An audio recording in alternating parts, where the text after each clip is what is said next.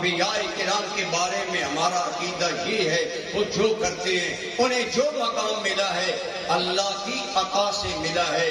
خدا دینے والا ہے، نبی لینے والا ہے، اس میں شرک کہاں گیا؟ لینا محتاجی ہے، دینا کرم نوازی ہے، دینا اللہ کی شان ہے، لیکن نبی اللہ سے لیتا ہے اور جہان کو فیض ہے دیتا ہے۔ یہ ہمارا عقیدہ ہے۔ پہلی کتابوں میں ذکر صرف سرکار کا نہیں، حضور کی امت کا بھی کہیے الحمدللہ۔ فیصل مسجد ہے، شاہی مسجد لاہور ہے، اور ہمارے مقامات ہیں، یہ وزٹ پوائنٹ بن گئے۔ لوگ وزٹ کے لیے آئے، ایک انگریز وزٹ کر کے نکلا اور باہر جب نکلا تو ڈیوٹی والوں کو پیسہ دینے کے لیے اپنا بٹوا پینٹ سے نکالا، رقم دی۔ رش میں جب بٹوا ڈالنے لگا تو وہ پینٹ کے اندر نہیں گیا، وہ بٹوا نیچے گر گیا۔ اب رش تھا، ملا نہیں۔ کچھ دیر بعد یا اگلے دن وہ وہاں بٹوا تلاش کر رہا تھا، فٹ پاتھ پر بیٹھا ایک مسلمان غریب، اس نے کہا صاحب جی آپ کیا کر رہے ہیں؟ نے کہا میرا بٹوا کل گم ہو گیا، رش میں تلاش کر رہا ہوں۔ اشارہ کیا میرے پاس آئے، بتاؤ علامت کیا ہے، کوئی نشانی بتاؤ۔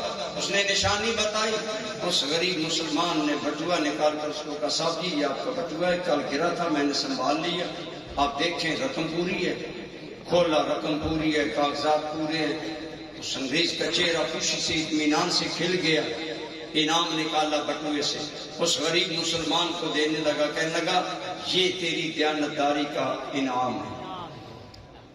اب اس نے کیا کیا؟ وہ بھکاری جس کے پاس 2 ٹائم کی روٹی نہیں تھی، وہ مسجد کے دروازے پر بیٹھ کر بھیک مانگتا تھا۔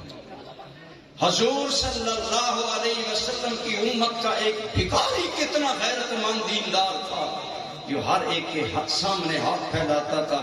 جب انگریز نے رقم لینا چاہی تو اس نے ہاتھ پیچھے کھینچ لیا، کہا میں تجھ سے انعام نہیں دوں۔ اس نے کہا کیوں؟ اس نے کہا تو عیسائی ہے، میں محمدی ہوں، تیرا دین اور ہے، میرا دین اور ہے، میں تجھ سے اپنی دیانتداری کا انعام اس لیے نہیں لوں گا کہیں میری وجہ سے کل قیامت میں میرے نبی الحمد للہ رب العالمین، والصلاة والسلام علی سید الانبیاء وخاتم النبیین، المبعوث رحمة للعالمین، وعلى آلہ وأصحابہ وأزواجہ أمہات المؤمنین، وعلى أولیاء أمتہ الکاملین، وعلى سائر أتباعہ إلى يوم الدین۔ اما بعد فاعوذ باللہ من الشیطان الرجیم، بسم اللہ الرحمن الرحیم۔ وَإِذْ قَالَ عِيسَى ابْنُ مَرْيَمَ يَا بَنِي إِسْرَائِيلَ إِنِّي رَسُولُ اللَّهِ إِلَيْكُمْ مصدقا لما بين يدي من التوراة ومبشرا برسول يأتي من بعد اسمه أحمد، فلما جاءهم بالبينات قالوا هذا سحر مبين۔ صدق اللہ مولانا العظیم، صدق وبلغنا رسوله النبی الأمی الأمین الحبیب الکریم۔ درود پاک تمام اللہم صلی علی سیدنا و مولانا محمد وعلى آل سيدنا ومولانا محمد وبارك وسلم عليه الصلاة والسلام عليك يا سيدي يا رسول الله وعلى آلك وأصحابك يا حبيب الله. حمد و صلات کے بعد زیب مسند صدارت محسن اہل سنت عزت مآب حضور قبلہ پروفیسر الحاج محمد محبوب حسین چشتی صاحب دامت برکاتکم العالیہ، زیب محفل محسن اہل سنت جناب حاجی خالد اقبال مسرت صاحب زید شرفکم،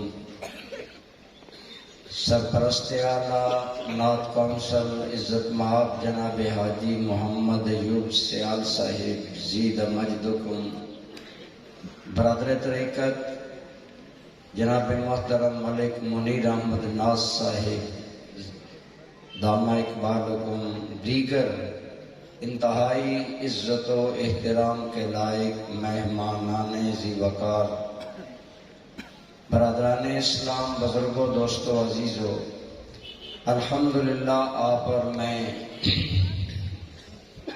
اللہ تعالیٰ کے شکر گزار ہیں کہ اس نے ہمیں زندگی میں چند لمحات آج کی رات اپنے حبیب کریم سب کہیے صلی اللہ علیہ وآلہ وسلم کے ذکر پاک کے لیے اپنے گھر میں جمع ہونے کی توفیق عطا فرمائی، کہیے الحمدللہ۔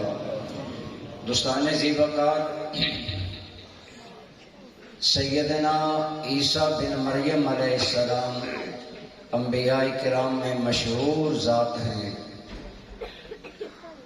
آپ نے اپنی قوم کو بلا کر جلسہ سجایا، محفل سجائی اور ان کے اندر ایک عظیم خطاب فرمایا۔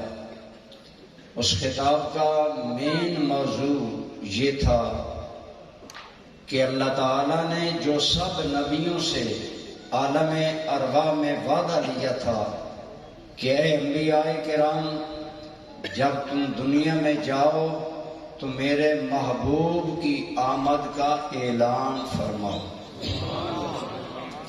اس وعدہ کے تحت ہر نبی نے آپ کے اور میرے کریم آقا کہیے صلی اللہ علیہ وآلہ وسلم کی آمد کا اعلان کیا۔ دوستان ذی وقار، بات ایک ہی ہوتی ہے، بات کرنے کا سلیقہ بات کے انداز کو بدل دیتا ہے، اثر کو بدل دیتا ہے۔ جملہ انبیاء کرام نے ہمارے آقا کریم صلی اللہ علیہ وسلم کی آمد کا تذکرہ کیا، لیکن کسی نے دعاؤں کی صورت میں جیسے جناب ابراہیم خلیل اللہ نے بیت اللہ بنا کر ہمارے آقا کی آمد کی اللہ سے دعا کی، کسی نے تمناؤں کی صورت میں جیسے اسماعیل علیہ السلام نے دعا ابراہیم پر آمین عرض کیا، کسی نے بشارت سنا کر عیسیٰ بن مریم علیہ السلام بھی اپنی قوم کو ہمارے آقا کی آمد کی بشارت اور خوشخبری سنا رہے ہیں۔ دوستان ذی وقار، گویا میرے اور آپ کے کریم آقا کا ذکر پاک اگر آج نعت کونسل کروا رہی ہے اور ہم کر رہے ہیں، ہماری سعادت ہے، ورنہ سرکار کریم کا ذکر پاک اللہ نے اپنے سارے نبیوں سے کروایا۔ آپ وہ شرف والا کام کر رہے ہیں جو اللہ نے نبیوں سے کروایا، لیکن ذکر میں فرق ہوتا ہے۔ الحمدللہ اہل سنت نے جب سرکار کے ذکر کے چرچے کیے، محافل نعت، محافل میلاد، محافل معراج، مختلف انداز میں، تو امت میں یہ طریقہ چل نکلا اور ہونا چاہیے۔ لیکن دوستان ذی وقار، ذکر میں فرق ہوتا ہے۔ انبیاء کرام نے ہمارے آقا کا ذکر پاک کیا، ہیں سارے نبی اللہ کے نبی، ہیں سارے رسول اللہ کے رسول، اور ہمارا سب پر ایمان ہے کہ نہیں؟ لیکن ہے درجہ بندی، ان میں درجہ بندی ہے۔ فرمایا تلک الرسل فضلنا بعضهم علی بعض، یہ سب ہمارے رسول ہیں، لیکن ان کے اندر اللہ نے بعض کو بعض پر فضیلت بخشی۔ تو دوستان ذی وقار، انبیاء کرام نے اسی چیز کے تحت جب بھی میرے اور آپ کے کریم آقا کا ذکر پاک کیا تو اس انداز میں کیا کہ حضور کی عزت، آپ کی عظمت، آپ کی شان، آپ کا وقار اور مقام بیان کیا۔ آج سرکار کا ذکر ہم بھی کرتے ہیں، کچھ لوگ اور بھی کرتے ہیں، اور اس میں انداز یہ ہوتا ہے کہ ہم بھی انسان، نبی بھی انسان، ہم بھی بشر، نبی بھی بشر۔ اس میں کوئی شک نہیں، یہ قطعی عقیدہ ہے۔ اللہ کے سارے نبی انسان ہیں، اور یہ کون ہے؟ انسان ابن انسان ہیں۔ اللہ کے نبی فرشتہ نہیں بنا کر بھیجے گئے، جن بنا کر نہیں بھیجے گئے، انسان اور بشر بنا کر بھیجے گئے ہیں۔ لیکن دوستان ذی وقار، ہمارے جیسے نہیں، بے شک قطعی عقیدہ ہے قرآن کا بیان کردہ کہ اللہ کے سارے نبی انسان اور بشر ہیں، لیکن ہمارے جیسے نہیں، بلکہ اللہ نے انہیں انسان بنا کر بھی بے مثل و بے مثال بنایا ہے۔ سبحان اللہ۔ جملہ انبیاء کرام نے بھی سرکار کی آمد کے اعلان کیے، اور کسی ایک نبی نے بھی یہ انداز نہیں اپنایا کہ ہم بھی نبی ہیں، ہمارے بعد ایک آئے گا، بلکہ حضور کی عزت عظمت کو بڑھا کر بیان کیا۔ آئیے حضرت عیسیٰ علیہ السلام کے اعلان کی روشنی میں چند باتیں عرض کرتا ہوں۔ آپ نے اپنی قوم کو فرمایا، یا بنی اسرائیل، اے بنی اسرائیل، انی رسول اللہ الیکم، میں تمہاری طرف اللہ کا رسول بن کر آیا۔ یہ لوگ جانتے تھے، لیکن آج یہ بات کیوں کی؟ وہ تو پہلے بھی جانتے ہیں کہ آپ اللہ کے رسول ہیں، لیکن آج کے خطاب میں سب سے پہلے اپنی رسالت کا ذکر کیا۔ فرمایا میں اللہ کا رسول ہوں۔ اس کی وجہ، قرآن تو ہر کوئی پڑھتا ہے، لیکن اللہ جسے قرآن پڑھنا کسی رسول اللہ کے غلام اور عاشق سے نصیب کرے، اس کی فہم اور ہوتی ہے۔ پہلی بات فرمائی میں اللہ کا رسول ہوں۔ میرے مرشدی الکریم حضور ضیاء الامت رحمت اللہ تعالی علیہ فرمایا کرتے تھے، میں قرآن کا طالب علم ہوں، میں تمہیں قرآن کی لگن ہی عطا کروں۔ ہر جملے پر جب آپ گفتگو فرماتے تو اس کے مطالب بیان کرتے۔ فرمایا میں اللہ کا رسول ہوں، حالانکہ انہیں پتہ ہے آپ اللہ کے رسول ہیں۔ آپ سب کو پتہ ہے میں عالم ہوں، میں خطیب ہوں، بتانے کی ضرورت نہیں، لیکن جناب عیسیٰ علیہ السلام نے آج کیوں بتایا میں اللہ کا رسول ہوں؟ آپ فرمایا کرتے تھے بعد میں آپ بات اہم کرنا چاہتے ہیں، اس لیے گویا پہلے بات بتا دی لوگوں میں اللہ کا رسول ہوں، اور اللہ کا رسول بات اپنے پاس سے نہیں کرتا، بات وہی کرتا ہے جو اللہ کرنے کی اجازت عطا فرماتا ہے۔ اس لیے پہلے بتایا انی رسول اللہ علیہ مصدقا لما بین یدی من التوراۃ، اور مجھ سے پہلے جو تورات کتاب آئی میں اس کی تصدیق کرنے والا ہوں۔ یہ کیوں کہا؟ اس لیے گویا بتایا لوگوں، آج جس عظیم الشان نبی کی آمد کی میں خوشخبری سنا رہا ہوں، پہلی بات خود نہیں سنا رہا، سنانے کا حکم رب ذوالجلال فرما رہا ہے۔ پہلی بات۔ دوسری بات فرمایا میں خود ہی اعلان نہیں کر رہا، بلکہ یہ وہ اعلان ہے، یہ وہ خوشخبری ہے جو میں ہی نہیں، مجھ سے پہلے سارے نبی سناتے گئے۔ فرمایا وَمُصَدِّقًا لِمَا بَيْنَ يَدَيَّ مِنَ التَّوْرَاةِ وَمُبَشِّرًا مبشرا. آپ ذرا قرآن کے الفاظ پر غور کریں. ہمیں حضرت صاحب فرمایا کرتے تھے خدا را یہ نہ سوچا کرو رسول اللہ کی شان بیان کرنے کے لیے ہم اشعار کے محتاج ہیں، بلکہ الحمدللہ قرآن کی آیات مصطفیٰ پاک کی عظمت پر دلالت کر رہی. فرمایا مبشرا، اے میری قوم میں تمہیں خوشخبری سنانے والا ہوں. یہ نہیں کہا اعلان کرنے والا ہوں، یہ نہیں کہا مطلعاً میں تمہیں اطلاع دینے والا ہوں، یہ نہیں کہا مخبراً میں تمہیں خبر سنانے والا ہوں، یہ نہیں کہا منبہاً میں تمہیں تنبیہ کرنے والا ہوں. کوئی لفظ اور نہیں بولا. قرآن اللہ کا آخری کلام ہے. عیسیٰ علیہ السلام نے جو لفظ منتخب کیا، فرمایا اے میری قوم میں تمہیں خوشخبری سنانے والا ہوں. گویا پتہ چل جائے کہ مصطفیٰ کریم کا کائنات میں آنا وہ خوشی کی خبر ہے جس کی خوشی کی خبر ہونے کا اعلان رب کا قرآن فرما رہا ہے.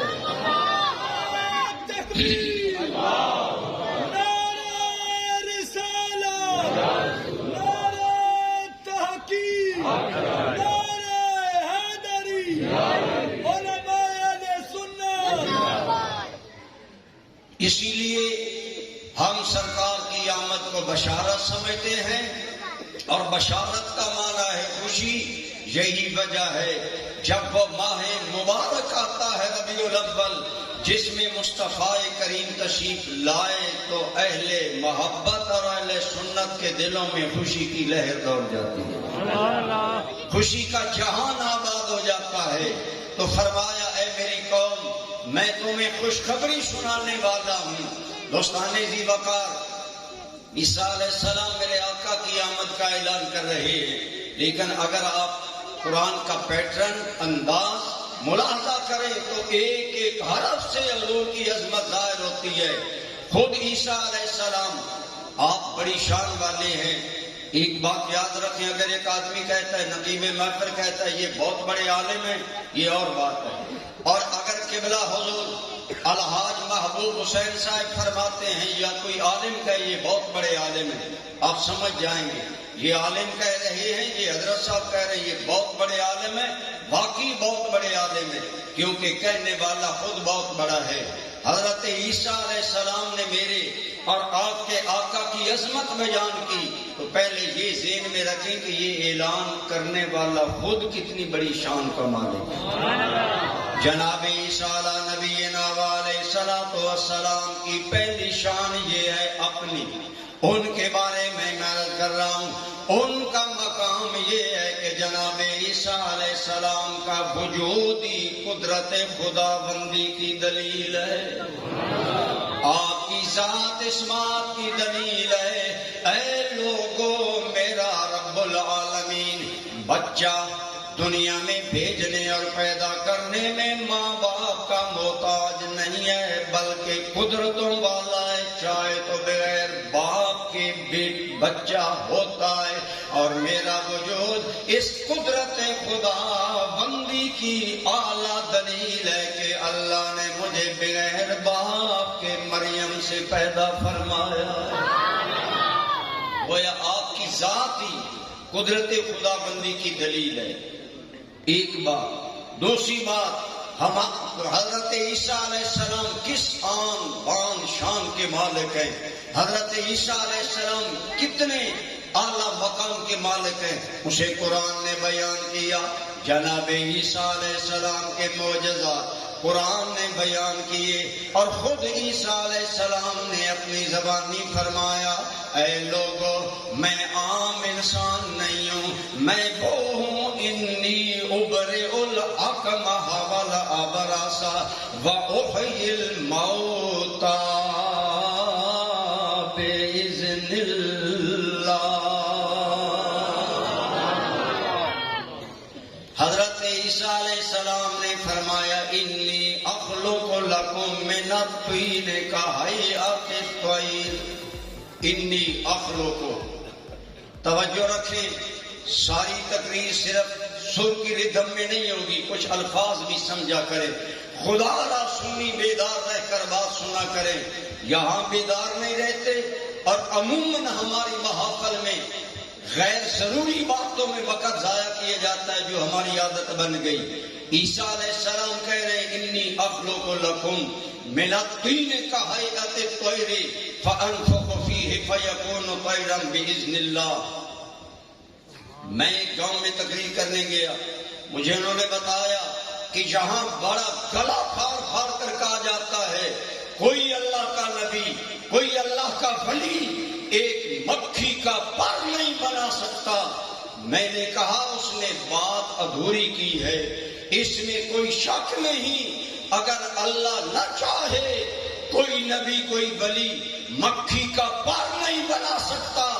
اگر سنیو بیدار ہو سنو، میں نے کہا ان سے یہ سوال کرو اگر ہمارا عقیدہ کیا ہے، اللہ نہ چاہے مکھی کا پر تو بڑی بات ہے، ایسے چھوٹا بھی کوئی کام نہیں کر سکتا، لیکن اگر اللہ چاہے تو مکھی کا پر تو درکنار رہا، اللہ کا نبی تو پورا پرندہ پیدا کر سکتا ہے.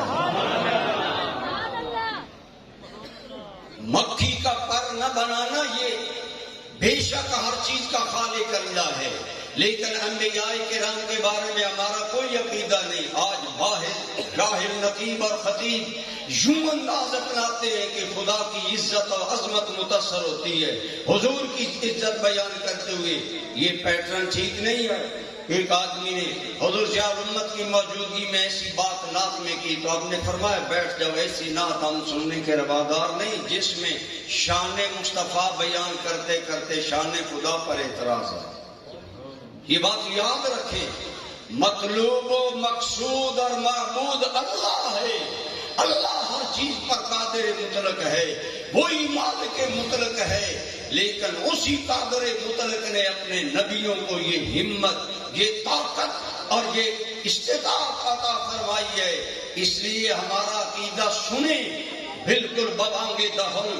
یہ عقیدہ میں کہا کرتا ہوں، ہمیں حضور جان امت نے جو کچھ پڑھایا ہم لوگوں کے مجمع کی شے میں مسجد کے سین میں وہ اعلان نہیں کرتے. وہ اعلان اگر کرنا پڑے تو ہم تختہ دور پر بھی کرنے کے لیے نعرہ تکبیر، نعرہ رسالت، نعرہ خلافت، نعرہ حیدری، علماء اہل سنت. میں کر رہا ہوں ہمارا یہ عقیدہ ہے اگر اللہ نہ چاہے تو کوئی مکھی کا پر بھی بنا، بولو تصدیق کرو، اگر اللہ نہ چاہے تو کوئی مکھی کا پر اس سے ادنا چیز بھی نہیں بنا سکتا. لیکن اگر اللہ چاہے اور اللہ نے چاہا، اپنے نبیوں کو اللہ تعالیٰ نے اذن دیا. حضرت عیسیٰ بن مریم علیہ السلام آپ فرماتے ہیں انی اخلق، اب اس کا لفظی ترجمہ یہی ہے میں پیدا کرتا ہوں. اخلق کا معنی کیا ہے؟ انی اخلق لکم من الطین کہیئۃ الطیر فانفخ فیہ فیکون طیرا باذن اللہ. فرمایا میں مٹی، گیلی مٹی لوں گا، اس سے پرندے کی شکل بناؤں گا، پھر پھونک ماروں گا اور وہ پورا پرندہ بن جائے گا، اور یہ ہوگا باذن اللہ. گویا پتہ چلا اللہ نہ اجازت دے کوئی کچھ نہیں کر سکتا، لیکن عیسیٰ علیہ السلام اگر مٹی سے پرندہ پیدا کرتے ہیں تو اللہ کے اذن سے. گویا پتہ چل گیا شرک یہ ہے کوئی یہ مانے اللہ نہ چاہے تو نبی ولی کچھ کر سکتا ہے، اور اگر یہ عقیدہ ہو نبی اور ولی جو کرتے ہیں بولو باذن اللہ کرتے ہیں. اللہ کے کے اذن سے کرتے ہیں، اللہ کی اجازت سے کرتے ہیں۔ میں عرض کر رہا تھا جناب عیسیٰ علیہ السلام کا اپنا مقام کیا ہے؟ آپ قدرت خدا بندی کا مجسم پیکر مظہر ہیں۔ ایک شان، دوسری شان فرمایا میں مٹی سے پرندہ باذن اللہ بناتا ہوں، وَأُبْرِئُ الْأَكْمَحَ، یہ آنکھیں ہیں، آنکھوں کا یہ جگہ بنی ہے جس کی یہ جگہ بھی نہ ہو، سارا چہرہ مست ہو، آنکھوں کی جگہ بھی نہ ہو، میرے پاس لاؤ میں ہاتھ لگاؤں گا، دونوں آنکھیں عطا کر دوں گا۔ اوبرے الاکمہ والابرص، اگر کوڑی والا لاؤ میں ہاتھ لگاؤں گا، شفا ہو جائے گی۔ اور تو اور رہا فرمایا وَأُحْيِي الْمَوْتَى بِإِذْنِ اللَّهِ، اگر میری بارگاہ میں مردہ لاؤ میں زندہ کروں گا۔ گویا سامنے وہ دو باتیں، جو نبی کرتا ہے باذن اللہ کرتا ہے، اور جو کہتے ہیں نبی کچھ کر نہیں سکتا وہ غلط کہتے ہیں۔ خود اللہ نہ چاہے تو کچھ نہیں کر سکتا، اللہ چاہے تو بولو مردوں کو زندہ بھی کر سکتا۔ اور یہی ہمارا عقیدہ ہے، جو ہوتا ہے باذن اللہ ہوتا ہے۔ اور اللہ نبی کو اذن دیتا ہے، انبیاء اپنے غلاموں کو اذن دیتے ہیں، اور غلام غلاموں کو اذن دیتے ہیں۔ آج ہمارے مشائخ کے پھونک میں جو فیض ہوتا ہے وہ حقیقت میں اصل میں پیچھے قوت اذن اللہ کی ہوتی ہے، اللہ کے اذن کی ہوتی ہے۔ گویا یہ سانس تمہیں ولی اللہ کا نظر آتا ہے، اس میں شفا کی تاسیس باذن اللہ ہوتی ہے۔ تو میں عرض کر رہا تھا حضرت عیسیٰ علیہ السلام شان والے نبی ہیں کہ نہیں؟ بولی اگر سمجھ آئی، شان والے نبی ہیں کہ نہیں؟ اور وہ جب ہمارے آقا کا اعلان کرتے ہیں پیٹرن یہ نہیں وہ ہمارے جیسا نبی ہے، وہ بھی ایک نبی ہے، ہم بھی ایک نبی ہیں، وہ بھی ایک رسول ہے، ہم بھی ایک رسول ہیں، انہیں بھی اللہ نے بھیجا، ہمیں بھی اللہ نے بھیجا، یہ نہیں پیٹرن اختیار کیا۔ فرمایا وَمُبَشِّرًا، اس میں اگر غور کرو خدا کی قسم تمہیں رسول اللہ کی عظمت نظر آئے گی۔ فرمایا لوگوں میں تو تمہیں نظر آ رہا ہوں، میں بھی اللہ کا رسول ہوں، لیکن میرے بعد وہ آنے والا ہے جس کی میں بشارت سنا رہا ہوں۔ اور بشارت کیا ہوتی ہے؟ پہلے سے عنایت زیادہ۔ مثلا ایک مالک امیر آدمی ہے، حاجی ایوب صاحب کی طرح صاحب دل ہے، غریبوں کو نوازا کرتا ہے، لیکن اسے پتا چلا اس غریب آدمی کی بچی کی شادی ہے، اسے کہتے ہیں آج تمہیں خوشخبری ملے گی۔ کیا مطلب؟ جو تمہیں ماہانہ وظیفہ پہلے ملتا ہے آج اس سے زیادہ ملے گا، خوشخبری تب بنے گی۔ گویا عیسیٰ بن مریم نے کہا اے لوگوں میرا زمین پر رسول بن کر آنا یہ بھی خدا کا کرم ہے، لیکن جس کے آنے کی خوشخبری میں سنا رہا ہوں وہ مجھ سے بھی بڑا اللہ کی قدرتوں کا مظہر بن کر آئے گا۔ یہ مبشرن کے الفاظ میں ساری باتیں ہیں۔ آج قرآن کریم آیات پر 20 آیتیں پڑھی جا رہی ہیں، لیکن آیت ایک کبھی مفہوم نہیں آتا، اور آپ کے سامنے پڑھتے ہیں۔ ہمارے علماء کے سامنے پڑھنا مشکل ہوتا ہے، اگر ایک بھی آیت پڑھے تو ہم روک لیتے ہیں، کیونکہ آدمی مجھے کہنے لگا آپ پورے قرآن سے سماع موتا پر ایک آیت پیش کر سکتے ہیں۔ میں نے کہا آپ کا کیا دعویٰ ہے؟ کہنے لگا میں کہتا ہوں مردے نہیں سنتے۔ میں نے کہا کوئی ایک قرآن کی آیت پیش کر۔ فٹ بولا انک لا تسمع الموتى۔ میں نے کہا یہ تم پڑھ رہا ہے نا، اگر تیرا مولوی پڑھے نا میرے سامنے میں بات کروں۔ کہنے لگا میں انہیں کہوں گا آپ سے بات کریں گے۔ میں نے کہا ٹھیک ہے، آج تک تو پھر بات کرنے نہیں ہے۔ وجہ یہ انہیں پتا ہے آپ سنی لوگ کانشیس نہیں ہیں، سیریس نہیں ہیں، آپ صرف نعرے دعوے شغل میلہ بنا رہے ہیں محفلوں کو۔ خدا انہیں عقائد و اعمال کی تربیت کا ذریعہ بنائے، جو حضرت قبلہ حاجی صاحب کا ماٹو ہے، با مقصد زندگی بنائے۔ ہمارے حضور جان امت فرمایا کرتے تھے بیٹا جب تم بول رہے ہو اگر تم ایک منٹ بھی غلط بات کرو گے، فضول بات کرو گے، تم نے اتنے لوگوں کے منٹ برباد کیا۔ اگر یہ 10,000 لوگ ہیں تم نے قوم کا 10,000 منٹ برباد کیا۔ اور اگر ایک منٹ پر پیرا دے کر بات کرو گے پھر قوم کے پلے کچھ پڑے گا. خدا را یہ انداز اپنائیں. تو میں عرض کر رہا ہوں جناب عیسیٰ بن مریم علیہ السلام شان والے، عظمتوں والے، اور وہ اللہ کے رسول ہیں جو قدرت خدا بندی کا منہ بولتا پہ کر دنیا میں بن کر آئے، جو باپ کے بغیر پیدا ہوئے، اللہ کی قدرت کا مظہر، اللہ کی صفات کا مظہر. آپ بتائیں مردہ زندہ کرنا کس کا کام ہے؟ اللہ کا. بیماروں کو شفا دینا اللہ کا کام ہے، اندھوں کو بینائی دینا اللہ کا کام ہے. لیکن اللہ کی قسم اللہ نے اپنے اس نبی کو ان صفات کا مظہر بنایا. اس لیے ہم کہتے ہیں نبی ہمارے جیسے نہیں ہوتے. لوگ کہتے ہیں وہ بھی انسان ہم بھی انسان. ہم کہتے ہیں بات نامکمل کرتے ہو.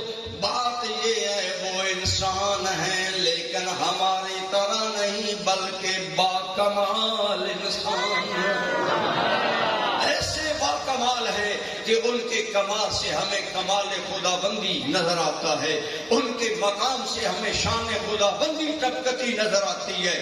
ان کا ایک ایک عمل بتاتا ہے. جس کے بندوں کا یہ حال ہے ان کے خالق کا عالم کیا ہوگا. جب عیسیٰ بن مریم مردے زندہ کرتے ہوں گے تو کائنات کے حکیموں کے اعلان ہوگا حکمت تمہارے پاس بھی ہے، تم بیماریوں پر صحت کا نتیجہ تو مرتب کر سکتے ہو، لیکن زندوں کو مردہ وہی کر سکتا ہے جو کائنات میں خدا کا نائب بن کر. نعرہ تکبیر، نعرہ رسالت، نعرہ تحقیق، نعرہ حیدری، علماء اہل سنت. تو میں عرض کر رہا تھا جناب عیسیٰ علیہ السلام کا یہ مقام ہے اور وہ کیا کہہ رہے ہیں میں تمہیں خوشخبری سنا رہا ہوں، یعنی اپنی ذات سے بڑی ذات کی آمد کی خوشخبری سنا رہا ہوں. اور اس کی تائید قرآن کی آیت کرتی ہے. میں عموماً یہ بات کرتا ہوں، آپ نے فرمایا وَمُبَشِّرًا بِرَسُولٍ، یہاں دو زیریں ہیں رسول کے نیچے. میرے مرشد کریم ہمیں پڑھایا کرتے تھے بیٹا یہ دو زیریں، دو زبریں، دو پیشیں یہ تنوین ہے. تنوین یا حقارت بیان کرتی ہے یا عظمت بیان کرتی ہے. عیسیٰ علیہ السلام جس رسول کی آمد کا اعلان کر رہے ہیں یہ انداز حیات بیان کر رہا ہے، یہ انداز کلام بیان کر رہا ہے. جس رسول کی آمد کا ذکر ہے وہ عظمتوں والا ہے. گویا رسول کے لفظ میں یہ بات آ گئی کہ عیسیٰ کہہ رہے ہیں میں تمہیں خوشخبری سنا رہا ہوں کہ ایک عظیم رسول آ رہا ہے. بولیے ایک. تو گویا یہ انداز اللہ اور اللہ کے نبیوں کو پسند نہیں کہ حضور کا ذکر مماثلت میں کیا جائے، ہمارے جیسے ہیں وہ بھی ایسے ہم بھی ایسے. عیسیٰ علیہ السلام جیسا جلیل القدر پیغمبر کہتا ہے لوگوں میرے بعد عظیم الشان نبی آ رہا ہے. کتنی عظیم الشان شان والا آ رہا ہے. دوستان گرامی قدر ایک آدمی کھڑا ہو گیا. آج عیسائیوں کی 4 انجیلیں دنیا میں چل رہی ہیں. انہوں نے انجیلوں کو بدلا، ہر ممکن کوشش کی کہ ان میں سے تیرے میرے نبی کا ذکر نکالیں، لیکن اس کے باوجود حضور کی عظمت کا ذکر موجود ہے. انجیل یوحنا میں آیا، دیگر مقامات پر بھی آیا. حضرت عیسیٰ علیہ السلام نے جب فرمایا میرے بعد ایک شان والا رسول آئے گا، ایک آدمی کھڑا ہو گیا کہنے لگا کیا آپ سے بھی بڑا آئے گا؟ کیا سوال کیا بولو؟ آپ بھی بڑے عظمتوں والے ہیں، آپ مسیح ہیں، عظیم ہیں، آپ سے بھی بڑا آئے گا. اللہ کی قسم ایک مقام پر آتا ہے حضرت عیسیٰ علیہ السلام نے کیا فرمایا؟ آپ نے فرمایا ہاں مجھ سے بھی بڑا آئے گا. اس طرح بڑا آئے گا میں صرف بنی اسرائیل کا رسول ہوں اور وہ آنے والا آئے گا تو سارے جہانوں کا رسول بن کر آئے گا. بولو سارے جہانوں کا رسول بن. بھائی ٹائم نہیں، سارے رسولوں کا سارے جہانوں کا رسول بن کر آئے گا. گویا عیسیٰ علیہ السلام نے سرکار کا ذکر با انداز عظمت کیا اور کمپیریٹیولی بتایا میں ایک قوم کا رسول ہوں اور آنے والا محمد سارے جہانوں کا رسول ہوگا۔ میرے دامن سے اللہ نے بنی اسرائیل کی نجات وابستہ کی ہے، آنے والا اتنا بڑا ہوگا، سارے جہانوں کی نجات اس کے دامن سے اللہ وابستہ کرے گا۔ ایمان سے بتائیں عیسیٰ علیہ السلام کا انداز کیا ہے حضور کی عظمتیں بیان کرنے کا۔ اسی لیے گویا عیسیٰ علیہ السلام نے اپنی قوم کو بھی بتایا، لوگوں آنے والا ہمارا بھی امام ہوگا۔ اسی لیے اعلیٰ حضرت نے یہ سرمدی نغمہ سنیوں کو دیا کہ سب سے اولا آپ کو یہ تو آتا ہی ہے، سب سے اولا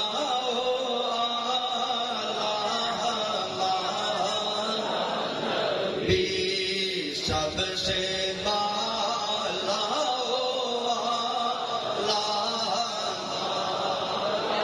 عیسیٰ علیہ السلام نے میرے آقا کے بارے میں فرمایا جو اس کے اندر میرے آقا کی ختم نبوت کی بھی دلیل ہے۔ بتایا لوگوں ہم رسول آئے قوموں کی طرف، ہم رسول آئے علاقوں کی طرف، ہم رسول آئے زمانوں کی طرف۔ اب اس کے آنے کی آج میں خوشخبریاں سنا رہا ہوں، جو آئے گا تو اکیلا سارے جہانوں کا رسول بن کر آئے گا۔ اسی لیے پتہ چلا سارے جہانوں کا رب اللہ اور سارے جہانوں کا رسول محمد بن عبداللہ، اس کا معنی ٹھہرا جیسے اب کائنات میں اللہ کے علاوہ اور الہ ماننا کفر ہے، ایسے ہی محمد کے بغیر کسی اور کو نبی ماننا، حضور کے بعد کسی کو نبی ماننا یہ بھی کفر ہے۔ کیوں؟ اللہ سارے جہانوں کا رب ہے اور محمد کریم بولو سارے جہانوں کے۔ اسی لیے اعلیٰ حضرت نے فرمایا کہ جیسے سب کا خدا ایک ہے ویسے ان کا ان کا تمہارا ہمارا نبی، ان کا ان کا تمہارا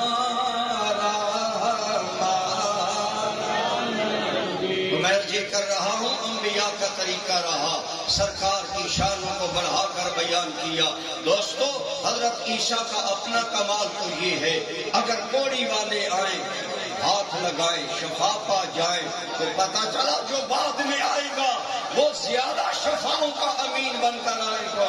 اسی لیے اللہ کی قسم میرے آقا کو اللہ نے سراپا شفا بنایا۔ اگر علی مرتضیٰ کی آنکھ میں درد ہوگا، سرکار نے لعاب لگایا، مولا علی کہتے ہیں کہاں لم یکن لی وجہ، لوگوں پہلے درد کی وجہ سے آنکھ نہیں کھلتی تھی۔ یوم خیبر میں حضور نے بلایا، فرمایا این علی بن ابی طالب، علی بن ابی طالب کہاں ہے؟ آقا ان کی آنکھ میں تکلیف ہے، خیمے میں، فرمایا بلاؤ، بلایا، بلا کر لعاب دہن حضرت علی کی آنکھ میں لگایا۔ مولا علی کہتے ہیں یوں محسوس ہوا درد تھا ہی نہیں۔ حضرت عیسیٰ علیہ السلام بھی شفائیں بخشتے تھے، میرے آقا کریم کے لعاب دہن کو اللہ نے شفا بنایا۔ اگر مولا علی کی آنکھوں کو اللہ نے حضور کے صدقے شفا بخشی تو حضرت صدیق اکبر ہمارے سور میں سام ڈنگ پر ڈنگ مار رہا ہے، صدیق اکبر کے بدن میں زہر سرایت کر رہا ہے۔ میرے کریم نے جو ہی لعاب دہن لگایا، حضرت صدیق اکبر کا سارا درد بھی دور ہو گیا اور جاتی جاتی زندگی بھی بحال ہو گئی۔ حضرت قتادہ کی آنکھ نکل گئی، حضور کی بارگاہ میں لائے، یا رسول اللہ میری آنکھ کا ڈھیلا نکل گیا ہے۔ اب آپ سوچیں آج کا دور تو تھا نہیں، نہ اتنا میڈیکل نے ترقی کی، نہ سائنس نے۔ حضور آپریشن کرتے، حضرت قتادہ کا آنکھ لے کر حضور کی بارگاہ میں آنے کا مطلب کیا تھا؟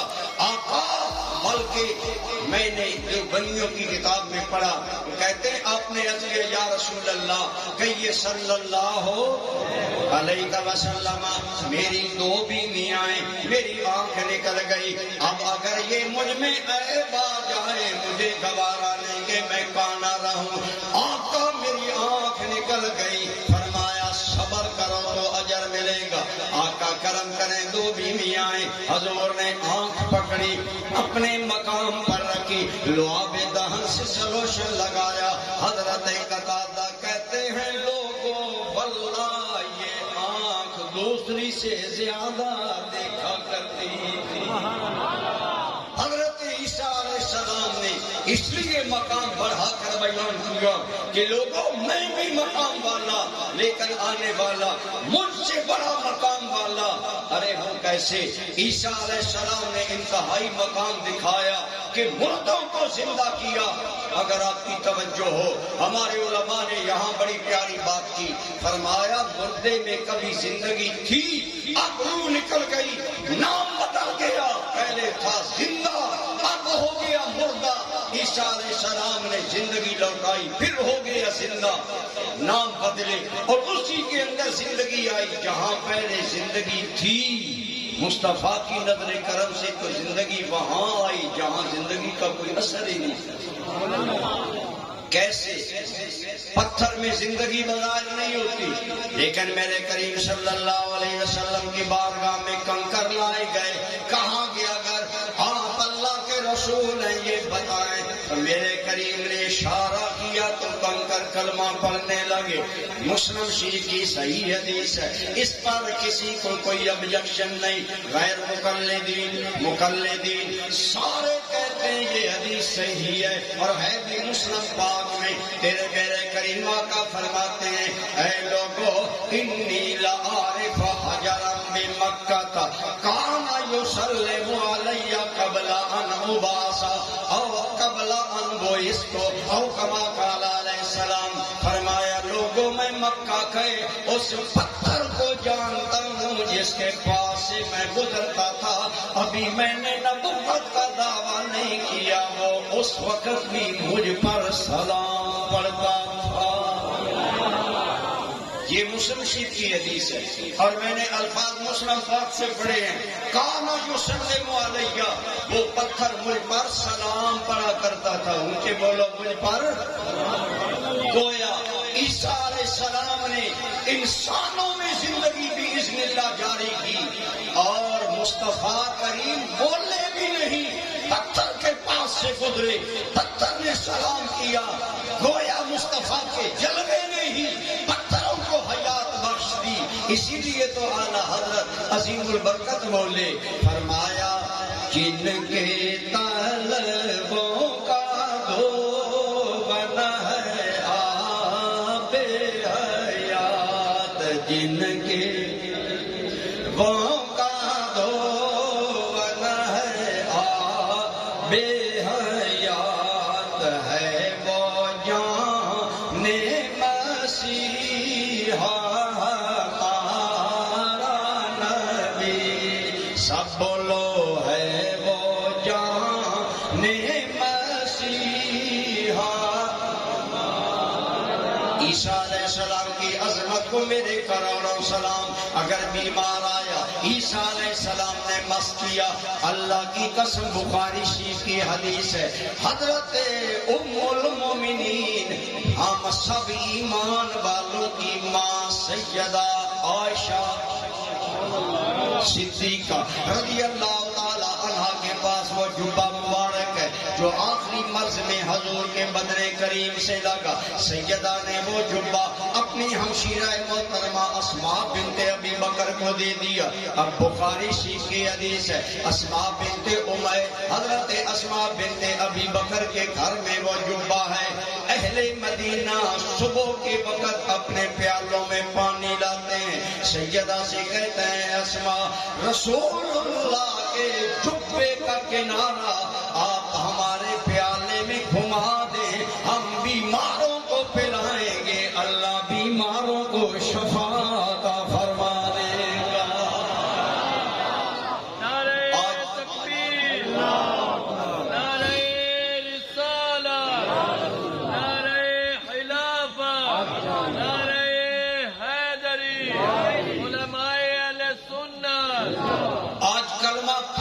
مسلمانوں کو یہ بتایا جا رہا ہے کہ نبی کچھ نہیں کر سکتا، میں نے پہلے عرض کیا نبی جو کرتا ہے بِإِذْنِ اللہ کرتا ہے، اور اللہ کے اذن سے رسول اللہ تو درکنار جو قمیص یا جبہ مبارک بدن نبوت سے بس ہو گیا، جس پانی میں وہ مل جاتا ہے وہ آب شفا بن جاتا ہے۔ اور اگر پتہ چلا کہ آج سنیوں کا عقیدہ من گھڑت نہیں، رسول اللہ کے بدن کریم سے مس ہونے والی ہر شے کو متبرک سمجھنا، یہ اہل سنت کا وہ عقیدہ ہے جو اہل سنت کو عقیدہ صحابہ کرام سے ملا ہے۔ بولو کہاں سے ملا ہے؟ صحابہ کرام سے۔ سیدہ اسماء بنت ابی بکر خود صحابیہ، باپ صحابی، دادا صحابی، بیٹا صحابی، اسماء بنت ابی بکر وہ عظیم صحابیہ ہیں جن کی 4 نسلیں صحابی ہیں، اور فرما رہی ہیں مدینے والوں میں یہ رواج تھا، عادت تھی، میرے گھر میں پانی بھیجتے، میں جبہ مبارک کا پلو گھما دیتی، مریضوں کو پلاتے، شفا ہو جاتی۔ گویا یہ عقیدہ رکھنا کہ اللہ نے محبوب کے بدن سے مس ہونے والے کرتے میں شفا رکھی ہے، یہ شرک نہیں ہے، یہ وہ عقیدہ ہے جو ہمیں صحابہ کرام سے ملا۔ اگر اس پر بھی چین بجبی ہو تو پھر پوچھیں، بتاؤ حضرت یعقوب علیہ السلام کی نگاہوں کی بینائی واپس آئی کہ نہیں آئی؟ بولو آئی؟ اور کیسے آئی؟ جناب یوسف علیہ السلام نے اپنا قمیص مبارک دیا، فرمایا اس قمیص کو لے جاؤ۔ ابھی قمیص چلا مصر سے یعقوب علیہ السلام کنعان میں۔ اللہ کے نبی سے مقابلہ نہ کرو، ہر اینگل ہر زاویہ میں نبی بے مثل ہوتا ہے۔ قمیص مصر سے چلا کنعان میں، یعقوب بولے اور میرے پاس بیٹھنے والوں، انی لاجد ریح یوسف لولا ان تفندون، اگر مجھے ملامت نہ کرو، اگر اعتراض نہ کرو تو میں یوسف کی خوشبو سونگ رہا ہوں، مجھے یوسف علیہ السلام کی خوشبو آ رہی ہے۔ آج کا توحید کا خمار رکھنے والا مولوی ہوتا چھٹ بولتا، اور انہوں نے کہا بھی یا ابانا انکا لفی ضلالک القدیم، ابا یعقوب کہاں رہا یوسف، کہاں خوشبوئیں؟ یہ تو پرانی تمہیں محبت یوسف پر پا رہی ہے۔ لیکن فرمایا اچھا، گویا نہ ماننے والے کل بھی تھے، آج بھی ہیں، آج بھی اگر توحید کے خمار والا ہوتا کہتا کہاں یوسف۔ لیکن جب قمیص آ گئی اور آپ کی آنکھوں پر ڈالی گئی، اب قمیص ڈالنے سے دوبارہ آنکھیں ملی، یہ قرآن میں ہے۔ لیکن پتہ چلا آنکھیں واپس خدا نے کی، لیکن بوسیلہ قمیص یوسف کی۔ اگر یہ عقیدہ شرک نہیں، ہمارا بھی عقیدہ ہے کرم خدا کرتا ہے، لیکن بصدقہ محمد مصطفیٰ، ہمارا بھی یہ عقیدہ ہے۔ اور بالکل اہل سنت کے عقائد قرآن و سنت کے مطابق ہے۔ یہ الگ بات ہے ہم ڈھولے ماہیے گویے اپنی محفل نعت میں سنتے ہیں، قرآن نہیں سنتے، قرآنی آیات پر غور نہیں کرتے، قرآن کی کوئی آیت سمجھ آئے، واللہ ہمیں کبھی کوئی ملال نہیں ہوتا۔ بڑے سے بڑا آدمی جب قرآن کی کوئی آیت پڑھتا ہے، ہمارے حضور جان امت فرماتے تھے غور کرو تو اسی آیت کے اندر عقیدہ اہل سنت موجود ہے۔ ہمارے علاقے میں گستاخ پیدا ہوا، آج توحید کے نام پر رسول اللہ کی گستاخی پھیلائی جا رہی ہے۔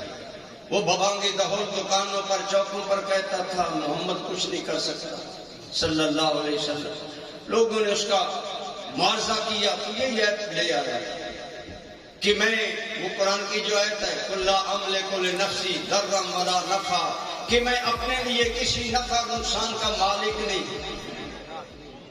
میرے پاس وہ کہنے لگے وہ یہ کہتے ہیں، میں نے کہا اس کو پوری آیت، کیا خیال ہے آپ کا، آیت پوری پڑھنی چاہیے کہ ادھوری؟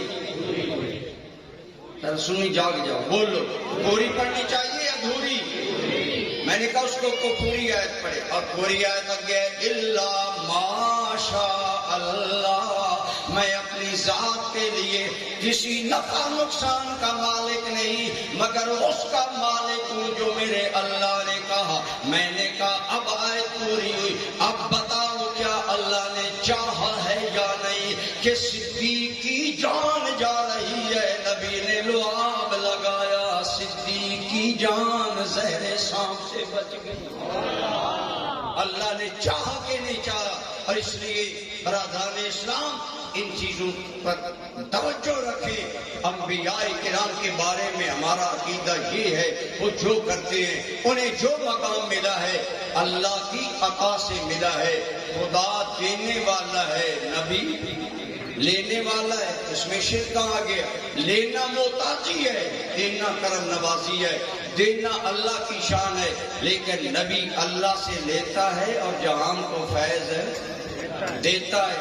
یہ ہمارا عقیدہ ہے. باہر ضمن یہ بات آ گئی. میں اپنی بات کو، شاید کچھ مہمان آ گئے، میں اپنی بات کو کلوز کرتا ہوں. ویسے بھی نعت خوانی میں سنی زیادہ تقریر گوارا نہیں کرتے.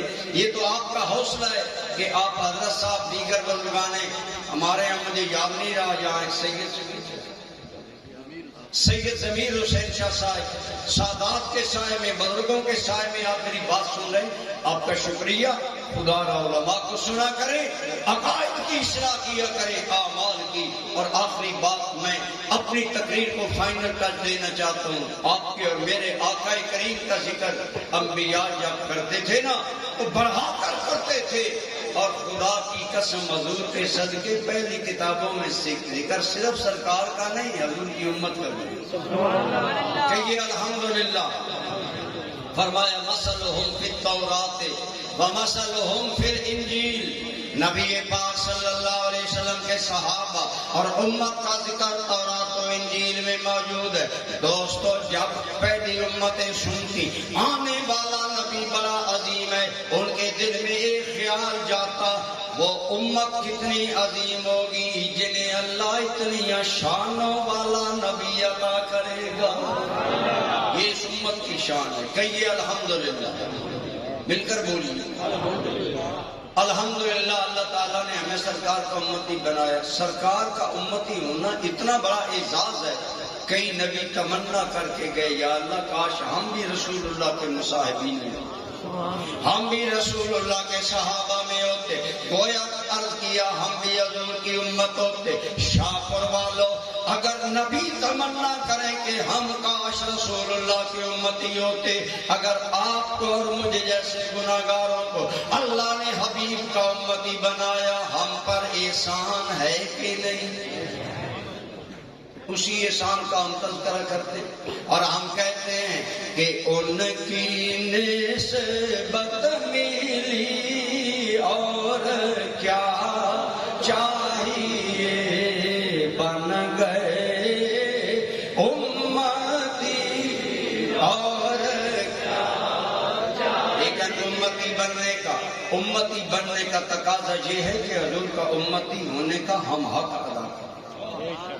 اب دیکھیے، آپ ہو سکتا ہے بعض لوگ، میرے والد صاحب کی عمر کے لوگ زمین پر بیٹھے ہیں، ہم سٹیج پر بیٹھے ہیں، پھر مجھے ممبر پر بٹھایا گیا. یہ عزت مجھے دی گئی، کوئی ذمہ داری بھی ساتھ دی گئی کہ نہیں کہ آپ خطاب کریں، تقریر کریں. جب عزت ملتی ہے تو ایک ذمہ داری بھی ملتی ہے.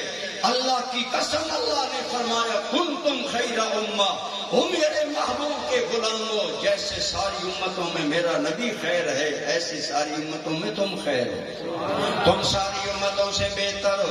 یا اللہ ہماری شکلیں اعلیٰ، ہماری عقلیں اعلیٰ. فرمایا نہیں، نہ شکلیں اعلیٰ نہ عقلیں، تمہارا مشن اعلیٰ ہے، تمہارا زندگی کا مقصد پرپز اعلیٰ ہے. یا اللہ ہمارا مقصد کیا ہے؟ فرمایا میرے نبی کے بعد اب کوئی نبی پیدا نہیں ہوگا، نہ کوئی نبوت کا اعلان کرے گا. میرا دین اب قیامت تک باقی رکھے گی تو امت مصطفیٰ باقی رکھے گی. اب قیامت تک دین کا بقا تیری میری ذمہ داری ہے. یہ سرکار کا امتی بننے کا ہمیں اللہ نے فرض دیا، ڈیوٹی دی کہ ایسے بنو تمہارے وجود کی برکت سے.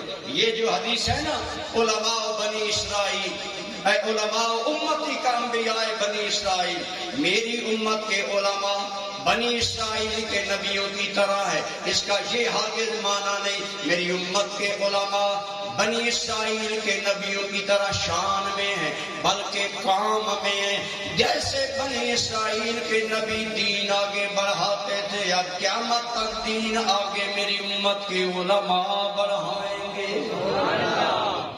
اس لیے ہر عالم کو سوچنا چاہیے میرا خطاب رسول اللہ کا دین آگے بڑھا رہا ہے یا اپنی میں ذات کو پروٹیکشن دے رہا ہے۔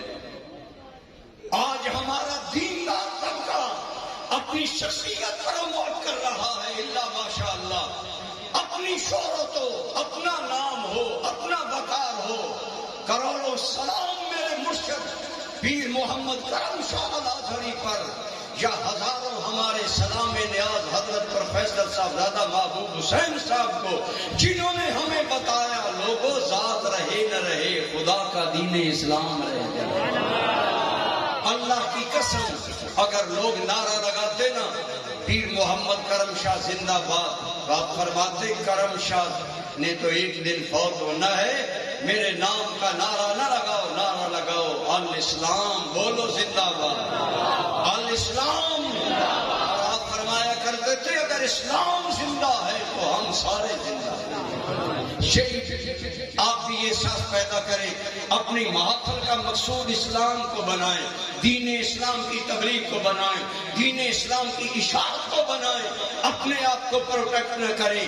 میری نمائش ہو مووی میں، میری نمائش ہو اشتہاروں میں، اللہ کی قسم تمہاری نمائش کرنے والا وہ کرائے گا جہاں ہمارا خیال بھی نہیں۔ بشر حافی نے اللہ سے ایک مرتبہ پیار کیا، جان حضرت بشر حافی پاؤں میں جوتا نہیں پہنتے، اس گلی میں کوئی جانور پاخانہ نہیں کرتا، جانوروں کے دل میں کس نے ڈالا پاخانہ نہیں کرنا، میرا یار بشر یہاں سے کرتا۔ جو اللہ یوں مقبولیت دیتا ہے، ہمارے کئی مرتبہ نا مووی کے آگے کھڑے ہو کر نوٹ علماء ناخوانوں پر مارتے، میں کہتا ہوں اس مووی کی طرف توجہ نہ کرو، اس کی طرف وہاں ریکارڈ ہو جائے، وہاں لکھا جائے تو اللہ کا مخلص بن جائے، بات بن جائے گی۔ آپ اور میں اس وقت اسلام کے بقا کا ذمہ دار بھی ہیں اور دلیل بھی ہیں۔ حضور کا ہر امتی اسلام کی صداقت کی دلیل ہے، اسے دلیل بننا چاہیے اور ایسا بنے ہر ٹائم خیال رکھا کریں اللہ نے کتنے عظیم شان آقا کا مجھے امتی بنایا۔ ایک کتاب ہے کردار کے روشن ستارے، اس میں پڑھ رہا تھا دہلی جامع مسجد میں، اس کو لوگ سیرگاہ کے طور پر استعمال کرتے تھے، انگریز کا دور تھا، آتے وزٹ کرتے، جیسے آج فیصل مسجد ہے، شاہی مسجد لاہور ہے اور ہمارے مقامات ہیں، یہ وزٹ پوائنٹ بن گئے۔ لوگ وزٹ کے لیے آئے، ایک انگریز وزٹ کر کے نکلا اور بار جب نکلا تو ڈیوٹی والوں کو پیسہ دینے کے لیے اپنا بٹوا پینٹ سے نکالا، رقم دی، رش میں جب بٹوا ڈالنے لگا تو وہ پینٹ کے اندر نہیں گیا، وہ بٹوا نیچے گر گیا۔ اب رش تھا، ملا نہیں، کچھ دیر بعد یا اگلے دن وہ وہاں بٹوا تلاش کر رہا تھا، فٹ پاتھ پر بیٹھا ایک مسلمان غریب، اس نے کہا صاحب جی آپ کیا کر رہے ہیں؟ اس نے کہا میرا بٹوا کل گم ہو گیا، رش میں تلاش کر رہا ہوں۔ اشارہ کیا میرے پاس آئے، بتاؤ علامت کیا ہے، کوئی نشانی بتا۔ اس نے نشانی بتائی، اس غریب مسلمان نے بٹوا نکال کر اس کو کہا صاحب جی یہ آپ کا بٹوا ہے، کل گرا تھا میں نے سنبھال لیا، آپ دیکھیں رقم پوری ہے۔ کھولا، رقم پوری ہے، کاغذات پورے ہیں۔ اس انگریز کا چہرہ خوشی سے اطمینان سے کھل گیا، انعام نکالا بٹوے سے، اس غریب مسلمان کو دینے لگا، کہنے لگا یہ تیری دیانتداری کا انعام ہے۔ اب اس نے کیا کیا؟ وہ بھکاری جس کے پاس دو ٹائم کی روٹی نہیں تھی، وہ مسجد کے دروازے پر بیٹھ کر بھیک مانگتا تھا۔ حضور صلی اللہ علیہ وسلم کی امت کا ایک بھکاری کتنا غیرت مند دیندار تھا، جو ہر ایک کے سامنے ہاتھ پھیلاتا تھا۔ جب انگریز نے رقم دینا چاہیے تو اس نے ہاتھ پیچھے کھینچ لیا، کہا میں تجھ سے انعام نہیں دوں۔ اس نے کہا کیوں؟ اس نے کہا تو عیسائی ہے، میں محمدی ہوں، تیرا دین اور ہے، میرا دین اور ہے، میں تجھ سے اپنی دیانتداری کا انعام اس لیے نہیں لوں گا کہیں میری وجہ سے کل قیامت میں میرے نبی محترم کو شرمندگی نہ ہو۔ آپ اور میں بھی تو رسول اللہ کے کلمہ پڑھتے ہیں، دن بھر میں کتنے کام کرتے ہیں۔ اقبال نے کہا تھا امتی باعث رسوائی پیغمبر ہے، ہائے افسوس ہمارا کردار اتنا گر گیا، ہم بددیانتی، ہم کرپشن، ہم فراڈ میں اتنے عام ہو گئے کہ جب ہم بیرون ملک جاتے ہیں، میں بھی جاتا رہتا ہوں، دین کی برکت ہے، امیگریشن والے ہمارا جو ہی سبل پاسپورٹ پاکستانی دیکھتے ہیں روک لیتے ہیں، سوال پر سوال، سوال پر سوال۔ کل بھی ایک میرا شاگرد ساؤتھ افریقہ سے ہے، وہ کہنے لگا جی بڑے ہمیں تنگ کرتے ہیں۔ میں نے کہا وجہ؟ اس نے کہا پاکستانی اتنا فراڈ کرتے ہیں، اتنا داؤ لگاتے ہیں، ہر امیگریشن مقام پر انتہائی ہمیں حقارت سے دیکھا جاتا ہے اور سوال پر سوال ہوتے ہیں۔ وائے ناکامی متائے کارواں جاتا رہا، کارواں کے دل سے احساس جیان جاتا رہا۔ تیرے میرے کریم آقا کا ارشاد ہے مومن بزدل ہو سکتا ہے، مومن کے اندر اور کمزوریاں ہو سکتی ہیں، لیکن مومن کے اندر دو عیب نہیں ہوتے، مومن جھوٹا بھی نہیں ہوتا، مومن بددیانت بھی۔ آپ اپنی ذات کو اس آئینہ حدیث کے سامنے لائیں کہ ہم جھوٹ تو نہیں بولتے۔ آج موبائل نے ہمیں جھوٹ کا عادی بنا دیا ہے۔ شاہ پور میں سوال کرنے والے نے کہا ہاں، ہم نے جواب دیا میں تو پنڈی بیٹھا ملاقات نہیں ہو سکتی، تو خوش ہو رہے داؤ لگایا۔ بچے کو بتا رہے ہیں بار گیٹ پر، بندے کو بتاؤ میرا ابا گھر پر۔ جس بچے کو خود جھوٹ کی آپ تربیت دے رہے ہیں وہ بڑا ہو کر آپ کا احترام کرے گا۔ پھر کہتے ہیں جی پیر صاحب تعویذ دیں، بچہ باغی ہے، بات نہیں مانتا۔ میں نے کہا آپ نے اسے دین تو سکھایا نہیں۔ عرض کر رہا ہوں میرے دوستوں، میرے کریم آقا نبیوں میں اعلیٰ، ہم امتوں میں اعلیٰ، اللہ کی قسم یہ دین اس لیے دنیا میں پھیلا، ہمارے اکابرین نے سمجھا میں رسول اللہ کا امتی ہوں، اپنا کردار سنبھالا۔ حضرت جلال الدین سیوطی نے لکھا ایک مسلمان قیدی کو عیسائی نے کہا، بادشاہ عیسائی نے کہا عیسائی بن جاؤ، جان کی معافی ہے۔ اس نے کہا جان کی پرواہ نہیں، میں ایمان نہیں دے سکتا۔ عیسائی وزیر بولا بادشاہ سے، کہنے لگا چند راتیں مجھے دو، میں اسے عیسائی بنا دوں گا۔ گھر لے گیا، الگ کمرے میں اس لڑکے کو رکھا، اب اسے مولڈ کرنے کے لیے، عیسائیت کی طرف لانے کے لیے عیسائی وزیر کیا کرتا ہے، اس کی جوان حسینہ روزگار بچی ہے، ہر روز میک اپ کر کے کمرے میں جاتی ہے، اس عربی نوجوان کو بہکاؤ، عیسائی بناؤ، اپنے دم حسن میں گرفتار کرو۔ اور یقیناً انسان کی کمزوری ہے، انسان حسن کے دام میں آ جاتا ہے، لیکن شاپور والوں امام سیوطی لکھتے ہیں ہر روز لڑکی آتی ہے واپس چلی جاتی ہے۔ ایک دن وہ لڑکی بولی، لڑکے کو کہنے لگی، کندھے پر ہاتھ رکھا، ہاتھ رکھ کر لڑکے کا وجود ہلایا، کہنے لگی افی جنبے کا قلب نعم حجر، او لڑکے تیرے پہلو میں پتھر ہے یا دل ہے؟ تیرے کمرے میں اتنی حسین عورت، حور پیکر عورت، حسن و جمال کا شاہکار عورت آتی ہے، تو مجھے دیکھتا نہیں ہے۔ اس غیرت مند رسول اللہ کے امتی نے کیا جواب دیا؟ آج کہیں میری نوجوان نسل فیس بک پر بے حیائی پر تو راتیں نہیں گزارتی، آج تیرا موبائل سسٹم بے حیائی کا نمائندہ تو نہیں ہے، کہیں تو بے حیائی تو نہیں پھیلا رہا۔ سوچ میں کس آقا کا نبی ہوں۔ رات 3 ہو گئے، بچہ موبائل فیس بک انٹرنیٹ پر مست ہے، غریب باپ بولا میرا بچہ پڑھ رہا ہے، اللہ کرے پڑھ رہا ہو، لیکن بے حیائی غیروں نے ہمارے گھر میں ڈال دی۔ اس لڑکے نے کہا او لڑکی، میں تمہیں کیسے دیکھ سکتا ہوں جب میرا نبی مجھے تجھے دیکھنے کی اجازت نہیں دیتا۔